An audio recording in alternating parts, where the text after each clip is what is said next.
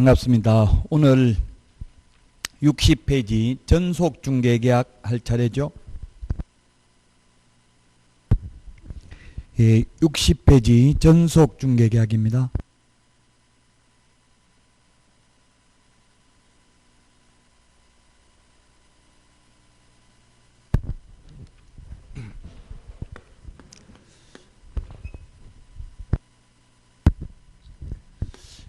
전속중개계약은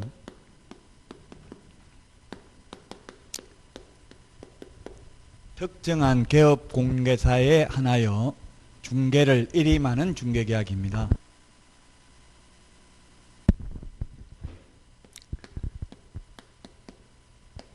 전속중개계약을 체결하고 안하고는 자유입니다.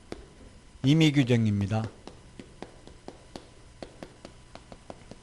근데 전속중개계약을 체결한 때에는 반드시 전속중개계약서를 사용해야 됩니다.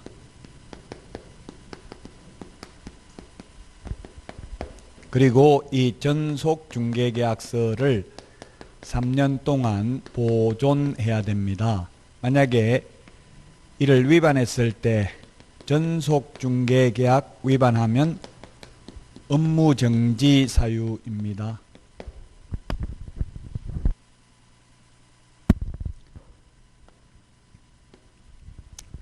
자, 그리고 전속중개계약을 체결한 때에는 7일 이내에 정보를 공개해야 됩니다. 정보를 공개해야 되는데 국토교통부 장관으로부터 지정을 받은 부동산 거래 정보망 또는 일간신문에 정보를 공개해야 됩니다. 또는입니다. 또는. 밋이 아니고 또는.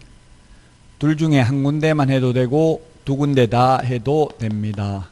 그런데 공개하면 안 되는 정보가 첫 번째 비공개 요청하는 정보 공개하면 안 됩니다. 의뢰인의 주소, 성명 등 인적사항에 관한 정보도 공개하면 안 됩니다. 비공개 요청한 정보를 공개하거나 그 다음에 7일 이내 정보를 공개하지 않았을 경우 요건 임의적 취소, 상대적 취소, 등록을 취소할 수 있습니다. 자, 그 다음에 전속중개계약 시 정보 공개해야 될 내용인데 우리 서브노트 61페이지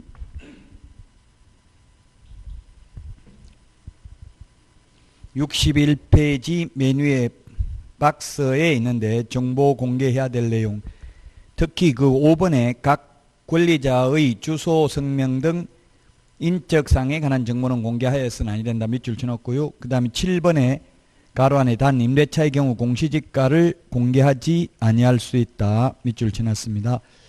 그리고 우리 핵심 비교 정리 프린터에는 5번에 있습니다. 5번에 있는데 정보 공개해야 될 내용입니다. 이건 단순히 암기를 해야 되는 내용인데 시험에 출제가 잘 됩니다. 7가지가 있습니다. 정보 공개해야 될 내용. 덕상태 조건 공금, 그 부동산을 특정 지을 수 있는 소재지 면적, 지목 등이 되겠고요. 그 다음에 벽면 및 도배 상태, 시설물의 상태, 입지 환경 조건, 권리관계, 공법상 이용 제한 거래 규제, 거래 예정 금액, 단 임대차인 경우에는 공시지가를 공개하지 아니할 수 있습니다. 공시지가가 있는데 임대차인 경우에는 공개하지 아니할 수 있다. 그 다음에 의뢰인의 주소, 성명 등 인적사항에 관한 정보도 공개하지 아니할 수 있는 게 아니라 인적사항에 관한 정보는 공개하여서는 아니 된다라는 점을 주의해야 됩니다. 인적 사항은 공개하면 안 되고 임대차인 경우는 공개하지 아니할 수 있다. 이 두 개를 특히 조심해야 되겠습니다. 자, 그 다음에 전속중개계약서 서식상 의무사항을 보도록 하겠습니다. 우리 수문호토 요약집 같은 말이죠. 62페이지 1번 을의 의무사항, 2번 갑의 의무사항, 3번 유효기간이 있는데 저는 3, 4, 5번 해가지고 5번까지 중에서 시험에 반드시 출제됩니다. 첫 번째 개업공개사의 의무입니다. 개업공개사가 을입니다. 개업공개사 을의 의무사항입니다. 첫 번째 개업공개사는 2주일에 1회 이상 업무 처리 상황을 문서로 통지해야 됩니다. 문서로 통지해야 된다. 문서, 구두가 아니고 문서입니다. 그 다음에 2주일에 1회 이상입니다. 일주일에 2회 하면 X입니다. 2주일에 1회 이상입니다. 과거 8회 때 기출문제에 10월 1일 날 전속중개계약을 체결하고 10월 14일 날 팩스로 통지했다. 이것도 맞는 지문으로 출제됐습니다. 2주가 안 넘었고요. 팩스도 문서에 준하는 것으로 보았습니다. 자, 그 다음에 서식상 의무인데 두 번째는 전속중개계약을 체결하면 7일 이내에 정보를 공개해야 되고 공개하고 나면 공개한 사실을 지체 없이 의뢰인에게 문서로 통지를 해야 됩니다. 문서로 통지해야 된다. 그리고 세 번째는 확인 설명 의무를 성실히 이행해야 된다. 그렇다면 일반 중개계약을 체결한 경우에는 확인 설명을 안 해도 되고 전속 중개계약을 체결한 경우에만 확인 설명해야 한다 하면 X입니다. 확인 설명은 어떠한 경우에도 생략할 수 없습니다. 중개보수를 받지 아니한 경우에도 확인 설명해야 되고 의뢰인의 요청이 없어도 확인 설명해야 됩니다. 다만 전속 중개계약서 서식에서 확인 설명하라고 규정을 하고 있어서 적었을 뿐입니다. 4번 의뢰인의 의무입니다. 의뢰인은 갑이죠. 갑의 권리 의무 사항입니다. 갑 의뢰인이 을개업공개사와 전속중개계약을 맺었습니다. 을개업공개사와 전속중개계약을 맺어놓고 전속을 맺은 개업공개사가 아닌 다른 병개업공개사에게 중개를 의뢰하여 거래한 경우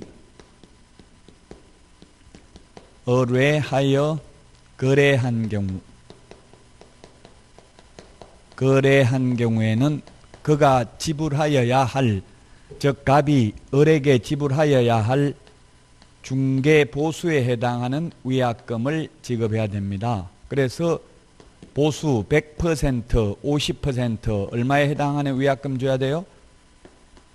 예, 굳이 퍼센트로 따지자면 100%입니다. 물론 서식에 100%라고 되어 있지 않고 중개보수에 해당하는 금액이니까 중개보수가 100만 원이면 위약금도 100만 원 줘야 되니까 결국 굳이 퍼센트로 따지면 100%가 되겠습니다.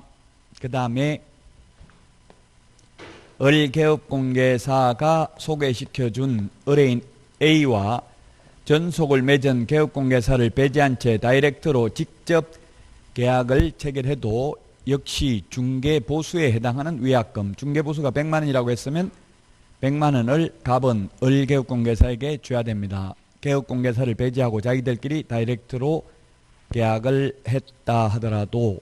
그 다음에 세 번째는 전속중개계약 유효기간 내에 의뢰인 스스로 발견한 상대방과 직접 계약을 체결한 경우에는 위약금이나 중개보수를 지급할 필요는 없습니다. 위약금은 못 받습니다. 위약금은 못 받고요. 다만 중개보수의 50% 범위 내에서 개업공인중개사의 소요된 비용을 지불하되 사회통념상 상당하다고 인정하는 비용만 지불할 뿐입니다. 그래서 만약에 중개보수가 100만 원인데 비용을 광고비를 60만 원 지출했다 하더라도 이 세 개 중에서 가장 적은 금액 하나만 받을 수 있습니다. 중개보수의 50%가 50만 원밖에 안 되니까 비용만 원래는 받는데 그 비용의 최고 한도가 중개보수의 50%까지만 인정해 줄 뿐입니다. 따라서 50만 원만 받을 수 있습니다. 비용을 30만 원 지출했으면 30만 원 다 받을 수 있고 비용을 지출한 게 없다면 위약금은 한 푼도 받을 수 없습니다. 스스로 발견한 상대방과 직접 계약을 체결한 경우에는. 자, 그 다음에 5번인데 5번 유효기간입니다. 유효기간. 유효기간은 원칙이 3월입니다. 원칙이 3월. 예외 당사자 약정입니다. 자, 우리 3월이라는 표현은 우리 프린터 43번에 동그라미 3번, 4번 찾아서 밑줄 치겠습니다. 43번에 3번, 4번.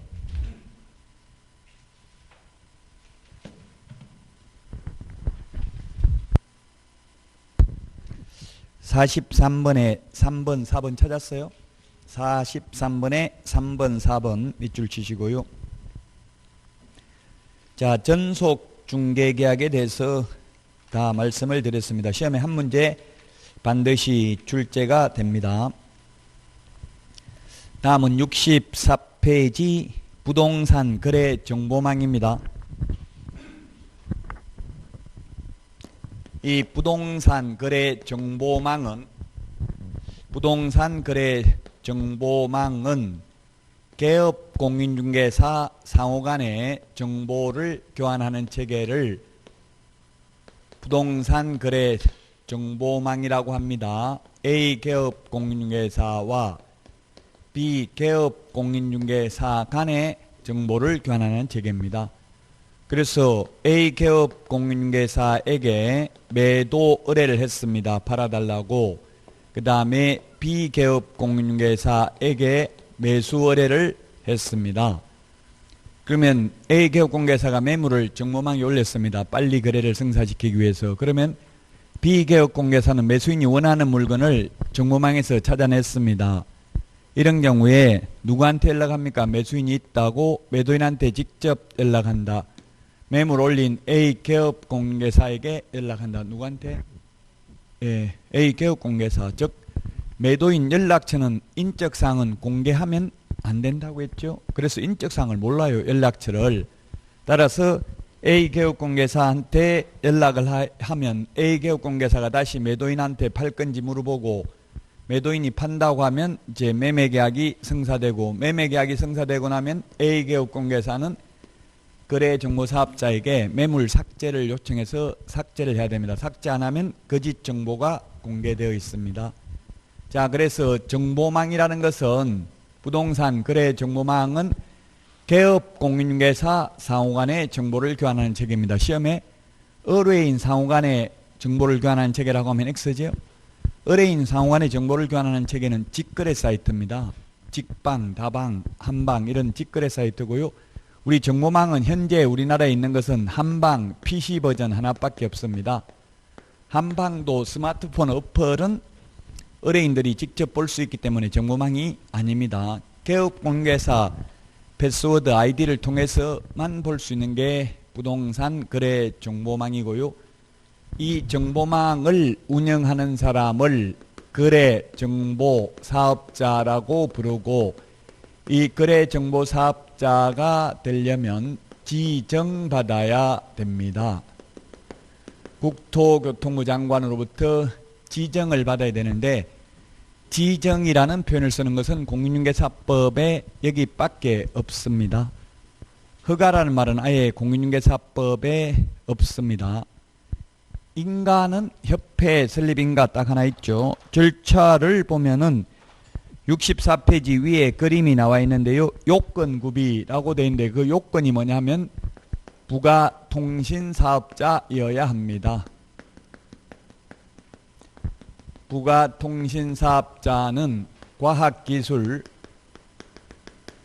과학기술정보통신부 장관에게 부가통신사업자로 신고를 하는 게 요건을 구비하는 겁니다. 이렇게 해서 지정 신청을 하는데 지정 신청은 국토교통부 장관에게 지정 신청을 합니다. 지정 신청을 하면 30일 이내에 지정서를 교부해 줍니다. 지정서를 교부받고 나면은 3개월 이내에 운영 규정을 제정하여 국토교통부 장관의 승인을 얻어야 됩니다. 그리고 지정받은 날로부터 1년 이내에 정보망을 설치 운영해야 됩니다.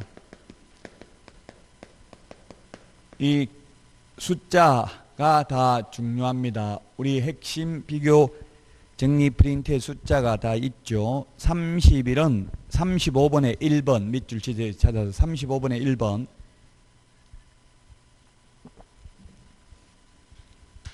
그 다음에 3월은 43번에 2번 찾아서 밑줄 치시고요. 43번에 2번에 있고요. 프린터 1년이라는 숫자는 44번에 2번에 있습니다. 프린터 44번에 2번. 자, 그러면 거래정보사업자 지정요건은 우리 핵심 비교 정리 프린터는 7번에 있는데요. 무조건 지정을 해주는 게 아니라 지정 요건을 갖춰야 되고요. 프린트는 7번에 있습니다.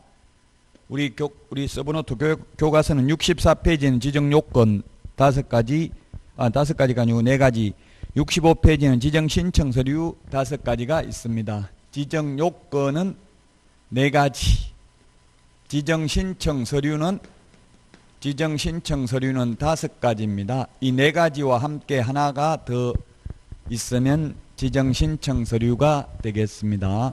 프린터는 7번에 있습니다. 지정 받으려면은 먼저 전국적으로 500명 이상 이용가입 신청을 해야 되고 2개 이상의 시도에서 각각 30명 이상 이용가입 신청을 해야 됩니다. 5 빼기 2는 3이다. 이렇게 숫자 기억하시기 바랍니다. 그 다음에 두 번째는 정보 처리 기사 1인 이상이 있어야 됩니다. 기능사, 산업기사 X 기사고요. 2인이 아니고 1인 이상입니다. 그 다음에 공인중개사 1인 이상이 있어야 됩니다.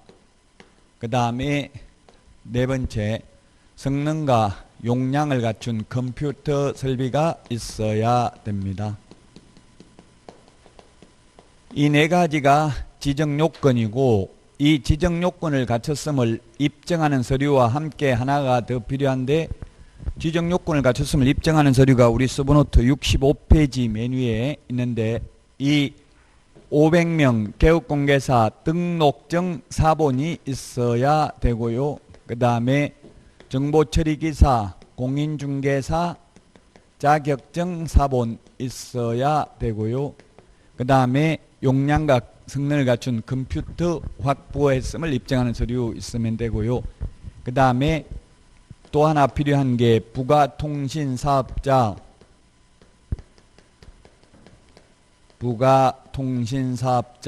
신고 필증이 있어야 됩니다. 부가통신사업자 신고 필정은 과학기술정보통신부 장관에게 부가통신사업자로 신고한 자라고 했죠.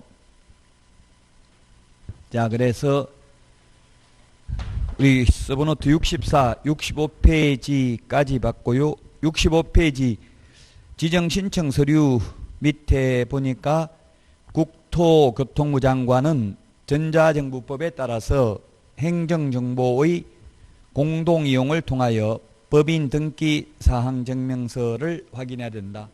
그래서 법인 등기 사항 증명서, 건축물 대장, 인감 증명 이런 거는 요즘 들어가지 않습니다. 직접 등기 사항 증명서는 인터넷으로 확인이 가능하기 때문에 제출하지 않습니다.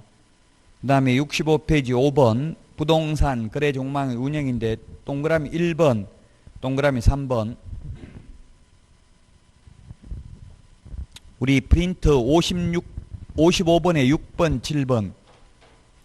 55번에 6번, 7번을 찾아서 밑줄 치십시오. 즉 똑같은 거짓 정보를 공개해도 거래정보사업자와 개업공인중개사가 처벌 규정이 다릅니다. 동그라미 1번 보겠습니다. 65페이지. 거래정보사업자는 개업공인중개사로부터 공개를 의뢰받은 중개사물의 정보에 한하여 이를 부동산 거래 종망에 공개하여야 하며 의뢰받은 내용과 다르게 정보를 공개하거나 어떠한 방법으로든지 개업공개사에 따라 정보가 차별적으로 공개하도록 하여서는 아니 된다. 이 차별적으로 공개한다는 말은 소위 회원업소, 비회원업소 해가지고 왕따 시키는 것을 말합니다. 이렇게 하면은 지정을 취소할 수 있고 또한 1년 이하, 우리 프린트 55번에 동그라미 6번 1.1이 1년 이하의 징역이나 1,000만 원 이하의 벌금에 해당된다는 의미입니다. 자, 그 다음에 3번이 아니고 2번이네요. 개업공개사는 중개상물에 관한 정보를 거짓으로 공개하면은 55번 프린트 7번에 업무정지 사유죠. 업무정지 사유. 그 다음에 3번 개업공개사는 중개대상물의 거래가 완성된 때에는 지체 없이 이를 거래정보사업자에게 통보하여 정보망에서 삭제해달라고 요청을 해야 되고, 안 하면 역시 거짓 정보가 공개되어 있는 거나 마찬가지죠. 그래서 업무정지 사유에 해당이 됩니다. 자, 그 다음에 65페이지 6번 지정 취소 사유입니다. 우리 프린터는 8번에 있습니다. 8번 지정 취소 사유. 부운정 1회 이렇게 암기하도록 하겠습니다. 거짓 부정한 방법으로 지정받은 경우 운영규정을 위반해서 정보망을 설치 운영하면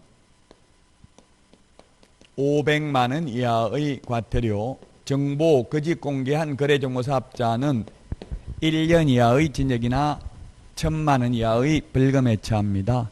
그 다음에 지정받은 날로부터 1년 이내에 정보망을 설치 운영하지 않는 경우입니다. 1년. 그 다음에 개인 사망, 법인 해산 등으로 정보망 설치 운영이 불가능한 경우에도 지정을 취소할 수 있습니다. 부운정 1회.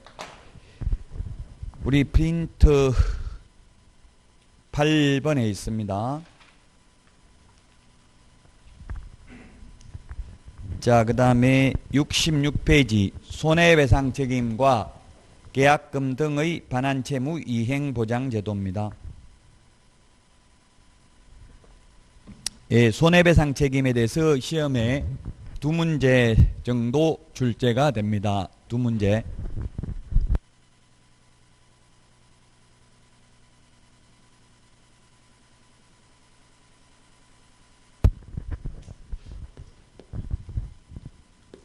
손해배상 책임.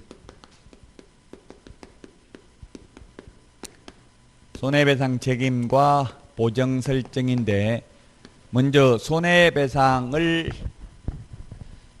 하려면, 손해배상을 받으려면 세 가지가 충족, 세 가지 중에 하나 요건이 되어야 합니다. 첫 번째, 개업 공인중개사의 고의 또는 과실이 있는 경우입니다.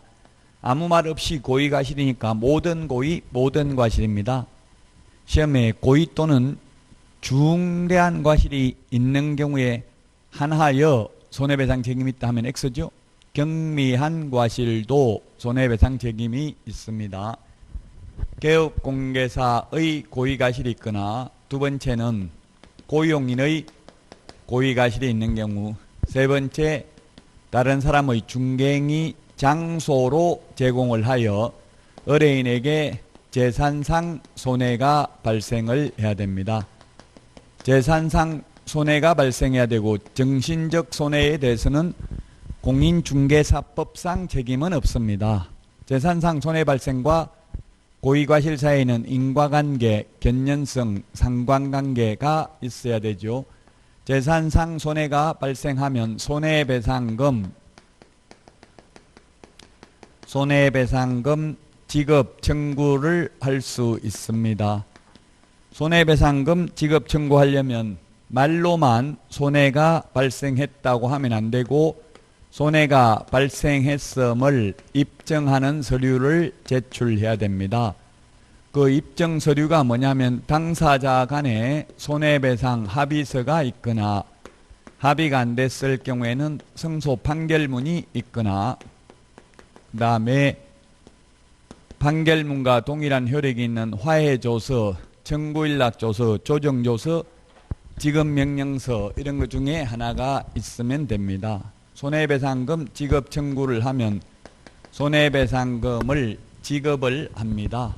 손해배상금 지급은 누가 하느냐? 손해배상금 지급 청구는 의뢰인이, 손해를 입은 의뢰인이 보정기관에 청구를 하고, 손해배상금 지급은 반대로 보정기관이 의뢰인에게 지급을 하게 될 것입니다. 손해배상금 지급하고 나면 다 끝나는 게 아니라 15일 이내에 재보정 설정을 해야 됩니다. 재보정 설정은 서울보정보험이나 공제의 경우에는 다시 가입을 해야 됩니다. 공탁의 경우에는 부족분을 보충해 주면 됩니다. 그리고 손해배상금을 지급하고 나면 다 끝나는 게 아니라 구상권을 행사합니다. 구상권 행사는 보정기관이 개업공개사에게 구상권을 행사하고, 개업공개사는 다시 고용인에게, 직원에게 구상권을 행사할 수 있습니다. 구상권이란 너가 갚아야 될 돈을 개업공개사가 갚아야 될 돈을 보험회사인 내가 갚았으니 내가 갚은 돈을 다시 돌려달라고 요구할 수 있는 권리를 구상권이라고 합니다. 민법 용어입니다. 그래서 우리는 일반 자동차 보험이나 화재보험과는 달리 보험을 가입해도 결국은 구상권 행사당이기 때문에 개업공개사가 다 물어내야 되죠.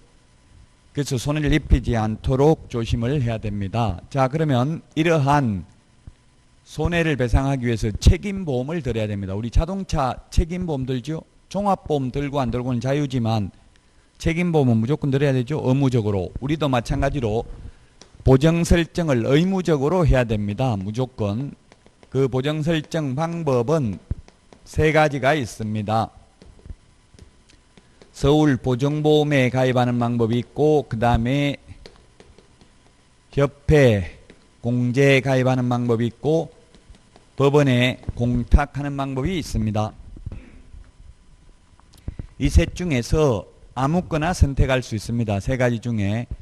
협회 회원도 공제 가입 안 해도 되고요. 협회 회원이 아니라도 공제 가입해도 됩니다.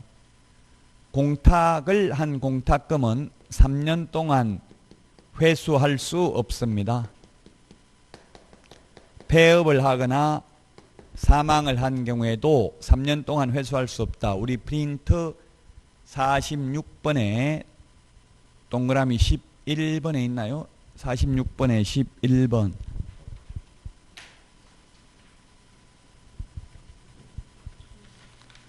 (46번에) 11번, 12번 몇 줄 치세요. 12번은 매수 신청 대리와 관련된 공탁입니다. 그래서 현실적으로 공탁을 하는 사람은 거의 없습니다. 왜냐하면 3년 동안 회수할 수 없기 때문에. 자, 그 다음에 보정 설정 금액인데 법인인 경우에는 2억 원 이상 가입을 해야 되고, 법인의 분사무소는 사무소마다 각각 1억 원 이상, 개인개업공개사 즉 부칙개공이나 공인중개사인 개업공개사도 1억 원 이상이고요. 그 다음에 지역농업협동조합, 지역농협은 1천만 원 이상입니다.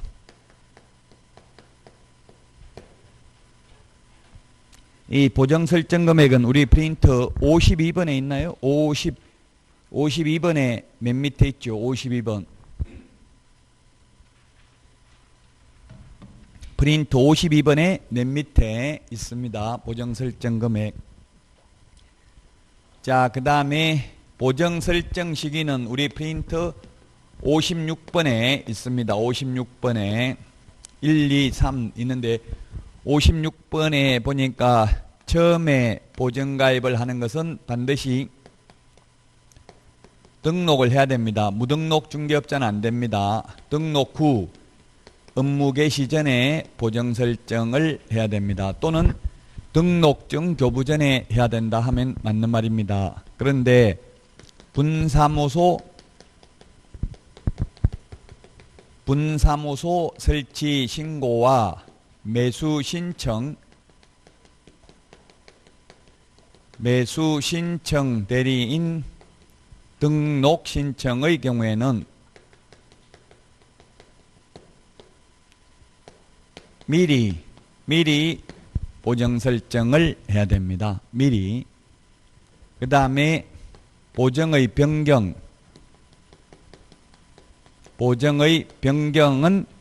효력 있는 기간 중에 변경이 가능하고요. 효력 있는 기간 중에 만료되었을 때는 만료일까지 다시 가입을 해야 되고, 손해배상을 해주고 나면 15일 이내에 보증보험이나 공제는 다시 가입을 해야 되고, 공탁은 부족분을 보충하면 됩니다. 예를 들면 1억에 대한 협회 공제료는 19만 8천 원인데 그러면 5천만 원 손해배상했으면 5천만 원에 대한 공제료 9만 9천 원 내고 다시 가입하는 게 아니라 19만 8천 원 내고 다시 가입을 해야 됩니다. 그런데 법원에다가 1억을 공탁해 놨는데 5천만 원 손해배상했다면 부족한 5천만 원 이상만 갖다 맡기면 되지, 또 1억을 공탁해야 되는 것은 아니라는 이야기입니다. 자, 그러면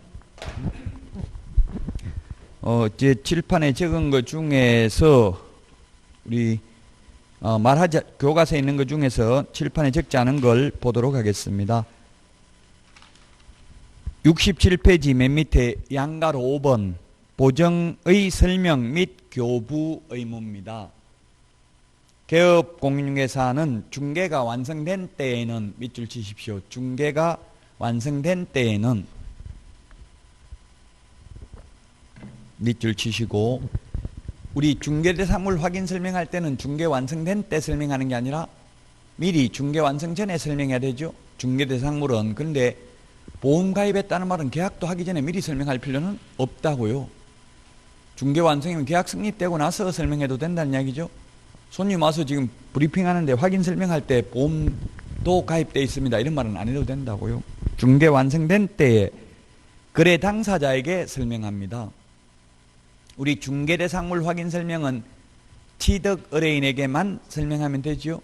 근데 보정 설정은 거래 당사자에게 다음 사항을 설명하거나가 아니라 설명하고 관계증서 사본을 교부하거나 관계증서에 관한 전자문서를 제공해야 된다. 68페이지 메뉴의 동그라미 1번 보장금액입니다.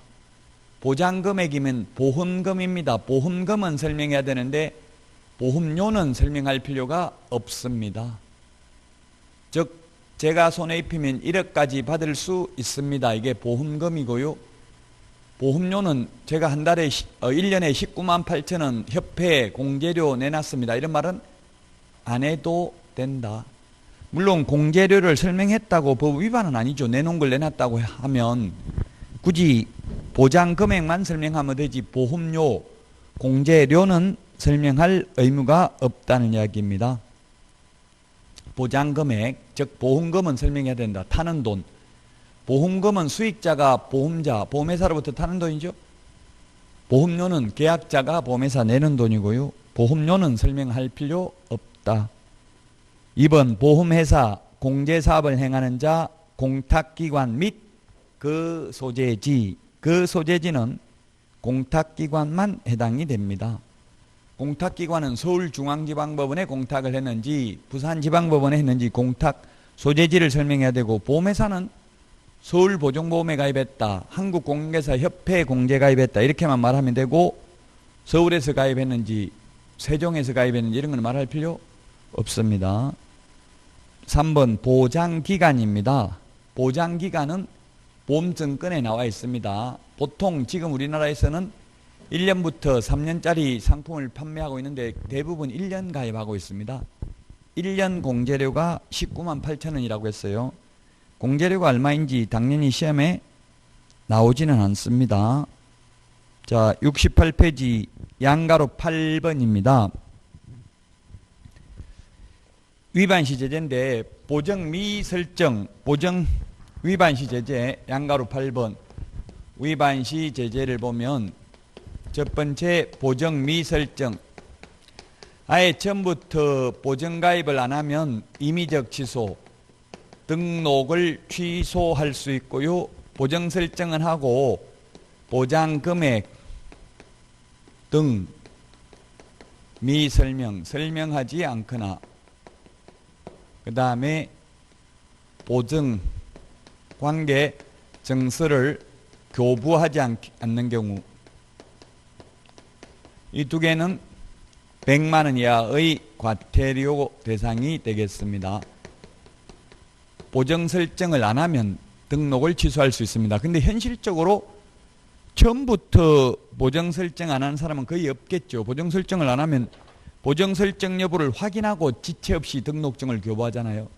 처음부터 안 하는 사람은 없는데 만기 끝나고 1년 만기 끝나는데 안 하는 사람은 있을 수 있어요. 그래서 등록을 취소할 수 있다. 보정 설정을 안 하면. 자, 여기까지 하고 69페이지 계약금 등의 반환 채무 이행보장부터는 쉬었다가 하도록 하겠습니다.